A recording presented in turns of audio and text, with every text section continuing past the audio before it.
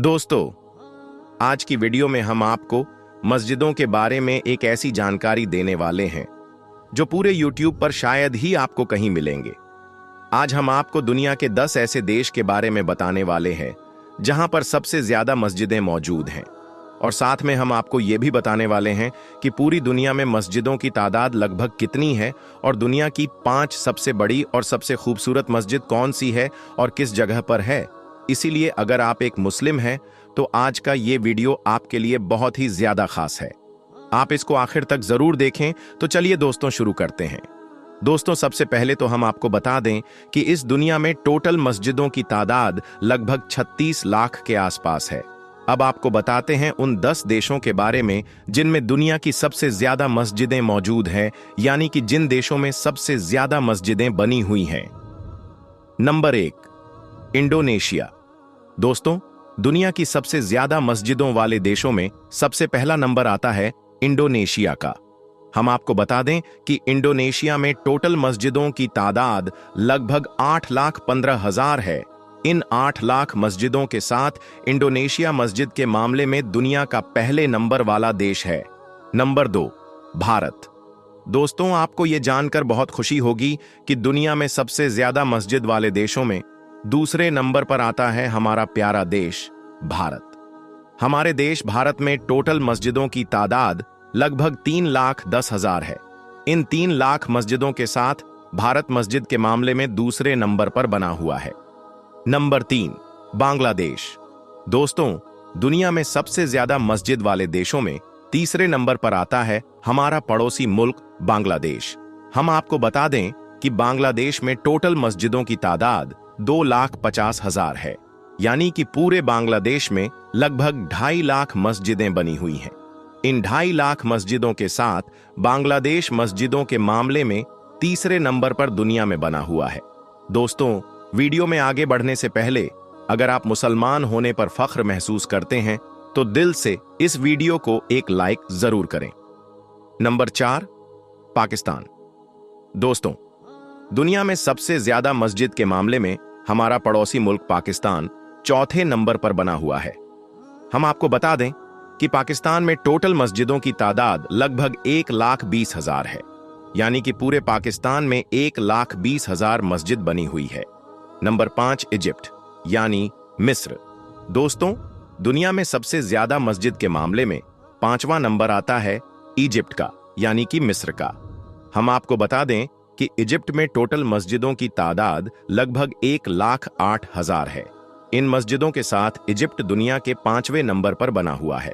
Number 6, Saudi अरब। दोस्तों, दुनिया में सबसे ज्यादा मस्जिद के मामले में 6ठे नंबर पर आता है सऊदी अरब। ये वही सऊदी अरब है जहां से इस्लाम धर्म की शुरुआत हुई थी।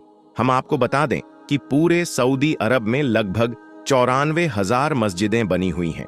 इन मस्जिदों के साथ सऊदी अरब 6ठे नंबर पर बना हुआ है। नंबर 7, तुर्की।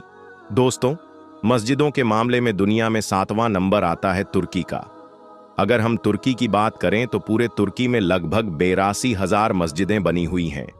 इन 82,000 मस्जिदों के साथ तुर्की 7वें नंबर पर दुनिया में बना हुआ है। Number 8, Marrakesh. दोस्तों, इस देश का नाम बहुत से लोग शायद पहली बार सुन रहे होंगे, लेकिन आपको यह जानकर हैरानी होगी कि इस देश में मस्जिदें बहुत ज्यादा हैं। दोस्तों, अगर मराकेश की बात की जाए तो हम आपको बता दें कि मराकेश में टोटल मस्जिदों की तादाद लगभग 48,000 है। इन मस्जिदों की तादाद के साथ मराकेश दुनिया के 8वें नंबर पर बना हुआ है। Number 9, China. दोस्तों, दुनिया में सबसे ज्यादा मस्जिदों के मामले में 9वां नंबर आता है चाइना, यानी कि चीन का। हम आपको बता दें कि पूरे चीन में लगभग 41,000 मस्जिद बनी हुई है।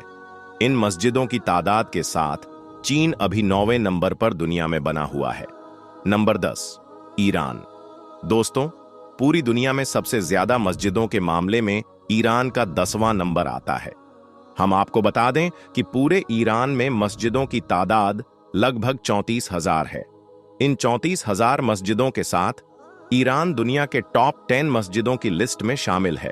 दोस्तों, अब आपको बताते हैं दुनिया की 5 सबसे बड़ी और सबसे खूबसूरत मस्जिदों के बारे में।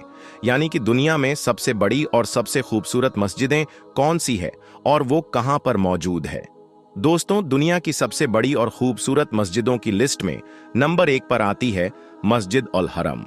ये मस्जिद सऊदी अरब के मशहूर शहर मक्का में बनी हुई है। 4 लाख स्क्वायर मीटर में फैली ये मस्जिद निर्माण कला का एक अद्भुत नमूना है। हर साल हज के दौरान 40 लाख से भी ज्यादा मुसलमान इस मस्जिद में एक साथ नमाज अदा करते हैं। इस मस्जिद को पहली बार 622 ईस्वी में तामीर किया गया था। इस मस्जिद में दुनिया के सबसे कीमती पत्थर लगाए गए हैं और यही नहीं, इस मस्जिद में इस्तेमाल होने वाला साउंड सिस्टम भी दुनिया का सबसे बेहतरीन साउंड सिस्टम है। इस मस्जिद को बनाने में 100 बिलियन से भी ज्यादा का खर्च किया गया है। अगर हम इस लिहाज से देखें तो जितना खर्चा इस मस्जिद को बनाने में हुआ है, उसका आज 25% भी अंबानी के पास नहीं है। मस्जिद नबवी। दोस्तों, दुनिया की सबसे बड़ी मस्जिदों में दूसरा नाम आता है मस्जिद नबवी का। ये मस्जिद भी सऊदी अरब के मशहूर शहर मदीना में मौजूद है। इस मस्जिद की बुनियाद खुद अल्लाह के पैगंबर हजरत मोहम्मद सल्लल्लाहु अलैहि वसल्लम ने रखी थी।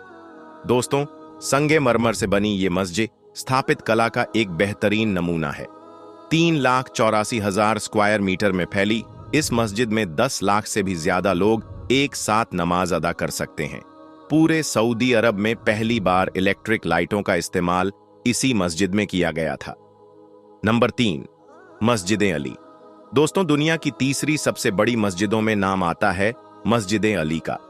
यह मस्जिद इराक के नसब शहर में बनी हुई है। इस मस्जिद का निर्माण 977 ईस्वी में हुआ था। यह मस्जिद भी इतनी ज्यादा बड़ी है कि इसमें एक साथ 6 लाख से भी ज्यादा लोग नमाज अदा कर सकते हैं। 2,67,000 स्क्वायर मीटर में फैली ये मस्जिद इस्लामी दौर की एक सुनहरी यादगार है। इसके एक बड़े हिस्से को सुल्तान महमूद गजनवी ने बनवाया था। इस मस्जिद के क्षेत्रफल का अंदाजा आप इस बात से लगा सकते हैं कि इस मस्जिद में एक लाइब्रेरी, एक म्यूजियम और 4 बड़े बड़े सेमिनार हॉल बने हुए हैं। इस मस्जिद की देखरेख में हर साल कई करोड़ रुपए का खर्चा आता है। नंबर 4, मस्जिदें इस्तकलाल। दोस्तों, दुनिया की सबसे बड़ी मस्जिदों में चौथा नाम आता है मस्जिद इस्तकलाल का। ये मस्जिद इंडोनेशिया के जकार्ता शहर में बनी हुई है। ये मस्जिद क्षेत्रफल और निर्माण कला के लिहाज से एक सहकार मानी जाती है। ये मस्जिद इंडोनेशिया की राष्ट्रीय मस्जिद भी है। इसका निर्माण 20 फरवरी 1978 में हुआ था। 7 अरब डॉलर की लागत से बनी इस मस्जिद में एक साथ 2 लाख से भी ज्यादा लोग नमाज पढ़ सकते हैं। ये मस्जिद इंडोनेशिया की सबसे बड़ी और दुनिया की चौथी सबसे बड़ी मस्जिद है। नंबर 5, मस्जिद हसन। दोस्तों, दुनिया की 5वीं सबसे बड़ी मस्जिद है मस्जिद हसन। ये खूबसूरत मस्जिद मोरक्को के शहर कासाब्लांका में मौजूद है। इस मस्जिद में दुनिया की सबसे बेहतरीन टेक्नोलॉजी का इस्तेमाल किया गया है। इस मस्जिद का आधा हिस्सा समुद्र की जमीन पर और आधा हिस्सा अटलांटिक महासागर पर बना हुआ है। मस्जिद हसन के आधे हिस्से का फर्श शीशे का बना हुआ है, जहां से समुद्र का पानी साफ साफ दिखाई देता है। इस मस्जिद में दुनिया की सबसे ऊंची मीनारों का इस्तेमाल किया गया है।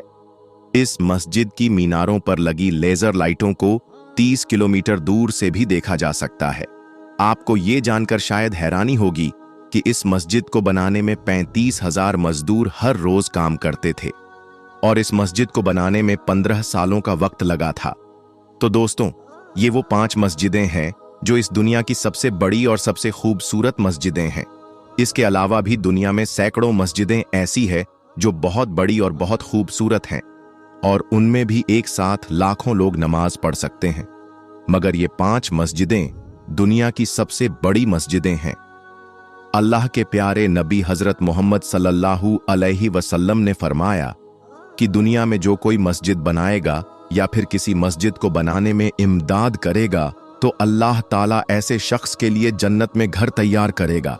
अल्लाह पाक हम सबको अपनी मस्जिदों को आबाद करने और 5 वक्त की नमाज अदा करने की तौफीक अता फरमाए। आमीन या रब्बुल आलामीन। दोस्तों, आज की इस वीडियो में हम आपको मदीना शरीफ का एक जिंदा मोजिज़ा दिखाने वाले हैं और इस मोजिज़ा के ताल्लुक से दो मशहूर और मारूफ वाक़ियात भी सुनाने वाले हैं और साथ ही साथ इसके ताल्लुक से मज़ीद मालूमात भी बयान करेंगे। तो दोस्तों, ये वीडियो बहुत ही इम्पोर्टेंट होने वाली है, इसीलिए वीडियो शुरू करने से पहले आपसे गुजारिश है कि अगर आप रसूलुल्लाह सल्लल्लाहु अलैहि वसल्लम से सच्ची मोहब्बत करते हैं तो इस वीडियो को पूरा ज़रूर देखें और वीडियो पसंद आने की सूरत में इस वीडियो को लाइक करें और अपने करीबी दोस्तों तक ज़रूर शेयर कीजिएगा। और आशिक रसूल एक मर्तबा या रसूल अल्लाह ज़रूर लिखें। तो आइए वीडियो शुरू करते हैं। दोस्तों, दुनिया भर के मुसलमान मस्जिद नबवी में मौजूद गुंबद खजरा को निहायत अकीदत व मोहब्बत की नज़र से देखते हैं, क्योंकि इस गुंबद शरीफ के साए में नबी करीम हज़रत मोहम्मद सल्लल्लाहु अलैहि वसल्लम और आपके असहाब हज़रत अबू बकर सिद्दीक रदी अल्लाहु ताला अन्हो और हज़रत उमर फारूक रदी अल्लाहु ताला अन्हो जैसे अजीम सहाबा की मज़ारात भी मौजूद है। मस्जिद नबी में जाने वाले तमाम मुसलमान रसूलुल्लाह सल्लल्लाहु अलैहि वसल्लम और हज़रत अबू बकर सिद्दीक रदी अल्लाहु ताला अन्हो और हज़रत उमर फारूक रदी अल्लाहु ताला अन्हो की मज़ार पाक पर दरूद और सलाम भेजते हैं। दोस्तों, आप तो यह जानते होंगे कि रोज़ाए रसूल हज़रत मोहम्मद सल्लल्लाहु अलैहि सलाम पर एक गुंबद है, जिसे हम गुंबद खजरा के नाम से जानते हैं। इस गुंबद के ऊपर एक निशान है जिसकी फोटो शायद आपने सोशल मीडिया पर देखी होगी। ये निशान क्या है और इसके बारे में क्या वाकयात मशहूर हैं, और इस जगह के ताल्लुक से यह भी मशहूर है कि इस जगह से हुजूर अकरम सल्लल्लाहु अलैहि वसल्लम का जिंदा मौजिज़ा जाहिर हुआ है। इसके बारे में और इस निशान की हकीकत क्या है, और साथ ही आगे वीडियो में हम आपको यह भी बताएंगे कि रोज़ाए रसूल सल्लल्लाहु अलैहि वसल्लम की तारीख क्या है और इसमें वक्तन वक्तन कुछ तब्दीलियां होती रही हैं। तो दोस्तों, हम आपको गुंबद खजरा के बारे में भी बताने वाले हैं, लेकिन उससे पहले आपको रोज़ाए मुबारक सल्लल्लाहु अलैहि वसल्लम के बारे में भी बताते हैं, जिसे हुजराए नबवी भी कहा जाता था। इस हुजरे में नबी करीम सल्लल्लाहु अलैहि वसल्लम उम्मुल मोमिनीन हजरते आयशा सिद्दीका रज़ियल्लाहु ताला अन्हा के हमराह रहा करते थे। उसका दरवाज़ा मस्जिद नबवी के इस हिस्से की तरफ खुला रहता था, जिसे जन्नत की कियारी होने का एजाज हासिल था। याद रहे, आप सल्लल्लाहु अलैहि वसल्लम का विसाल इसी हुजरे मुबारक में हुआ। सहाबा एकराम ने मशवरा किया कि पैगंबर इस्लाम को कहाँ दफन किया जाए।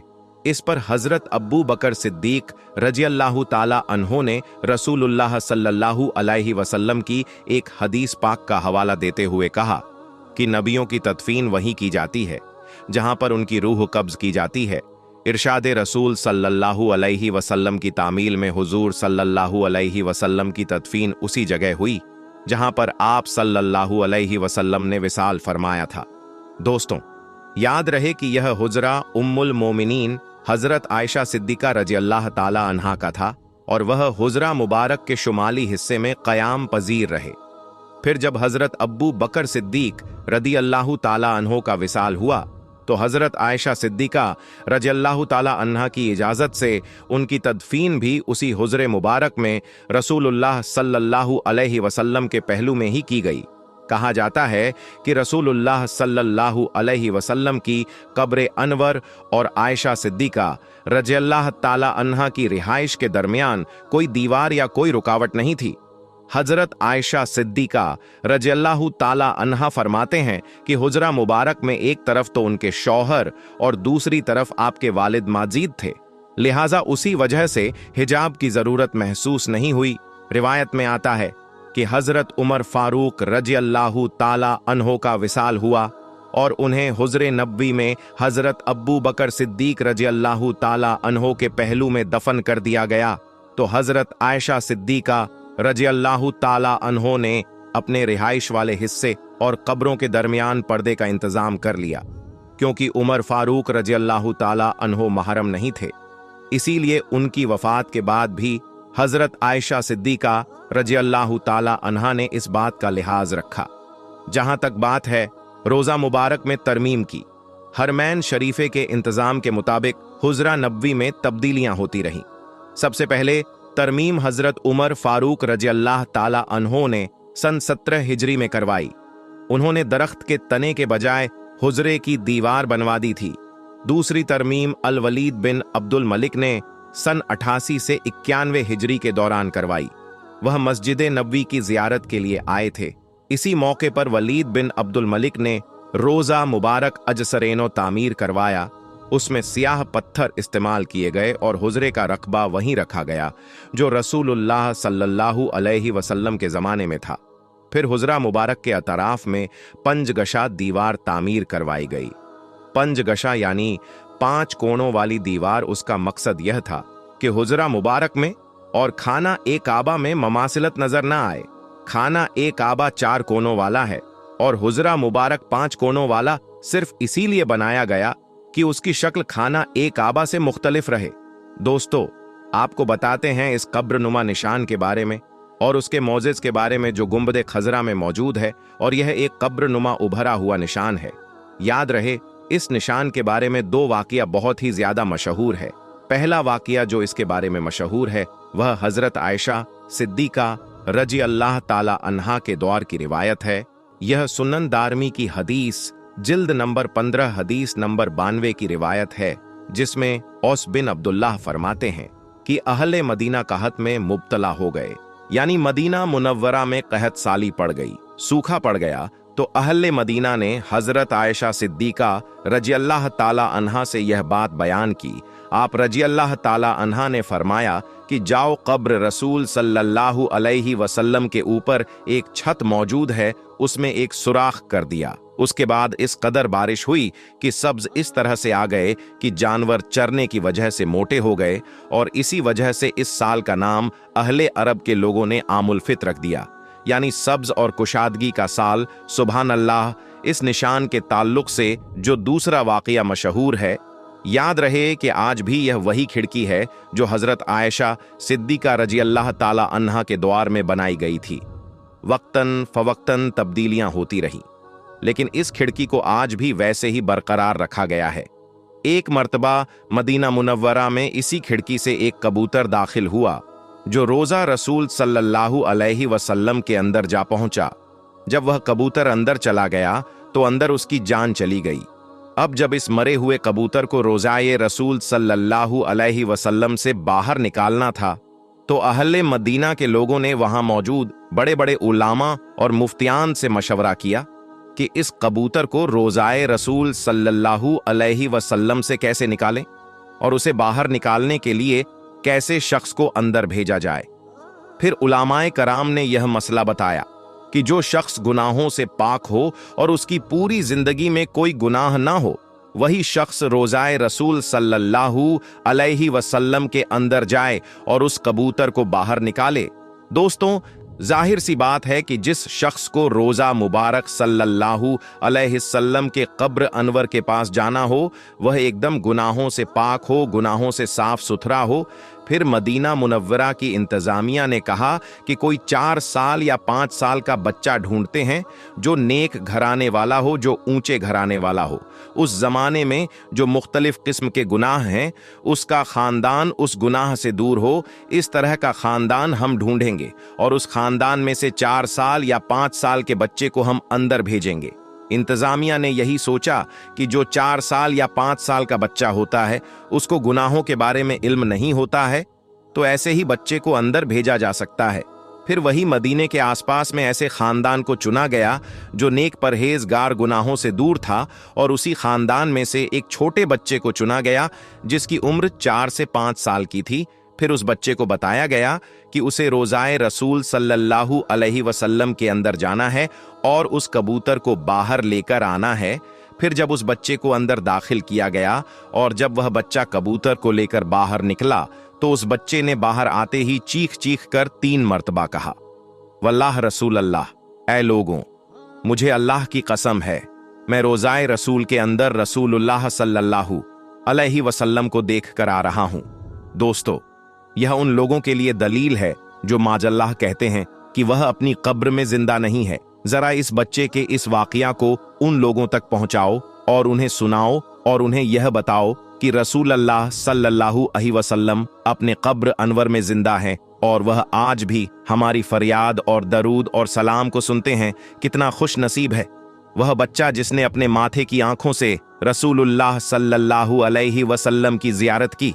सुभान अल्लाह, माशा अल्लाह।